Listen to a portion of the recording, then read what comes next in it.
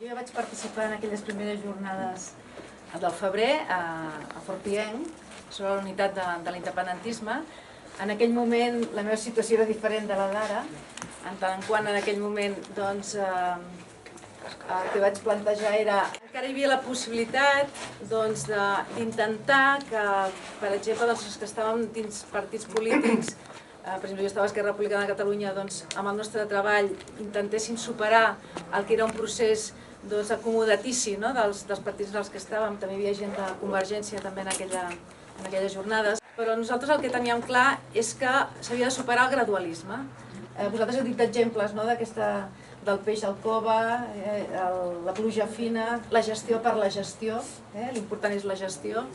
Arribarem a, perdoneu les molèsties, estem construint un estat fent el joc als socialistes. És a dir, tot aquest tipus d'eslògans i d'idees que ens han anat transmetent aquests anys ens ha portat simplement a demostrar que continuem sota aquest règim colonial i continuem essent simplement una colònia més d'Espanya. El gradualisme també s'ha treballat i ens l'han presentat d'una manera definint uns trets psicològics que representa que tenim els catalans, que són aquesta voluntat del pacte pel pacte. Nosaltres som pactistes i el que ens agrada és pactar, i nosaltres el que hem de fer és fer pedagogia, però el que nosaltres pensem és que hem tocat fons i el que cal és anar a l'acció política. Està bé fer manifestacions, i si hi ha aquesta manifestació unitària per la sentència constitucional, doncs caldrà sortir-hi i caldrà manifestar-se, com que acabo de participar a totes les activitats o aquesta ebullició que hi ha ara mateix d'iniciatives per part de la societat civil, com la manifestació a Brussel·les, però totes aquestes activitats, si només es queden al carrer i després no tenen translació política, ens deixen a nosaltres després desassistits. D'això no se'n treu un fruit que realment ens permeti avançar des d'un punt de vista polític, des d'un punt de vista d'acció pel nostre país. I quina és l'oportunitat que nosaltres hem d'aprofitar? Doncs les properes eleccions al Parlament de Catalunya. També hem entrat en el joc que hem de permetre i sempre hem d'estar dins un marc legal espanyol que ens diu quan se'ns pot consultar, aquesta famosa llei de consultes que ara diu que està al Parlament de Catalunya. Aquesta llei de consultes que està al Parlament de Catalunya no aporta res diferent de tota la legislació sobre consultes que està vigent des del 1980. Som nosaltres els que hem de decidir amb el nostre vot, quan tinguem l'ocasió, i la propera ocasió són les eleccions al Parlament de Catalunya, si des del Parlament de Catalunya hi ha d'haver-hi la possibilitat de tenir una majoria independentista.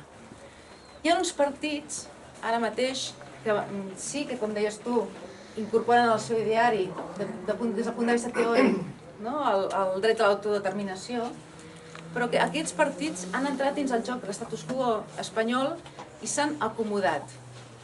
Els seus representants, les persones que l'han d'estirar endavant, han entrat en el joc polític espanyol i han entrat en un procés de resignació davant de la situació i no estan per trencar el que és el marc jurídic, aquest marc jurídic que tu deies.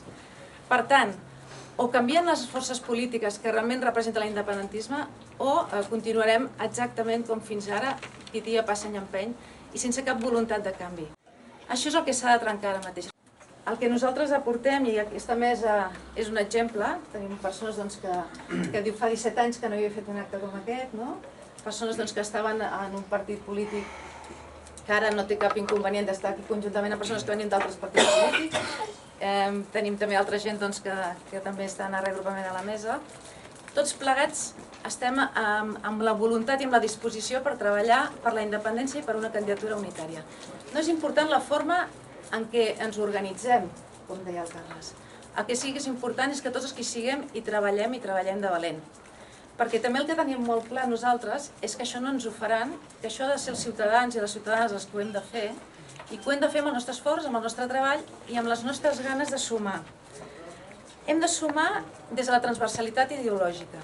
Quan parlem d'unitat hem de parlar de transversalitat ideològica. La independència no és propietat de ningú, ni de cap partit, ni de cap sector social. Només arribarà si tots els sectors socials treballem plegats, si des de totes les sensibilitats polítiques hi treballem plegats. Ha de ser un moviment, ha de ser un front, ha de ser una energia, ha de ser una força. I tant de bo aquest sigui un moment històric, com tu deies, i d'aquí surti molta més pressió en aquest sentit per treballar, perquè allò que és important és fer aquesta candidatura, ser creïbles i a més vendre als ciutadans que la idea de la independència i la idea del canvi també aporta un canvi de regeneració política. Perquè si la gent està cansada en com estan les coses ara és perquè també s'han sentit molt enganyats amb els productes que els hi han venut i com allò que els hi han dit que es faria després no s'ha fet. Jo penso que també el que portem, si aquesta candidatura avança, s'ha de presentar com un pacte, com un contracte amb els votants i com una garantia que si tu votes independència hi haurà gent que estarà al Parlament per defensar la independència, que ho farà, que no tindrà por d'entrar en conflicte amb l'Estat, perquè la seva funció és entrar en conflicte amb l'Estat. No pactar, no fer-nos simpàtics, sinó entrar en conflicte amb l'Estat. La independència és trencar l'estatus quo. La independència és entrar en la revolució, és un canvi. I ningú ens la donarà, ens l'hem d'aprendre. Un cop presa, des del Parlament de Catalunya, perquè nosaltres també amb això estem d'acord amb el que deia l'Struel, és una cosa molt senzill, una manera molt fàcil d'explicar. És tan senzill de dir, no cal fer-se gaires complicacions. Si hi ha una majoria de diputats al Parlament de Catalunya o qualsevol altre Parlament dels Països Catalans que tingui disposició des d'aquell Parlament de declarar la república independent, la república independent catalana, des d'aquell moment pot consultar el país i des d'aquell moment es comença a avançar al marge del que és l'ordenament espanyol, perquè si hem d'esperar que ens donguin des d'Espanya aquest dret, no el tindrem mai. Hem de treballar aquesta voluntat unilateral de conflicte.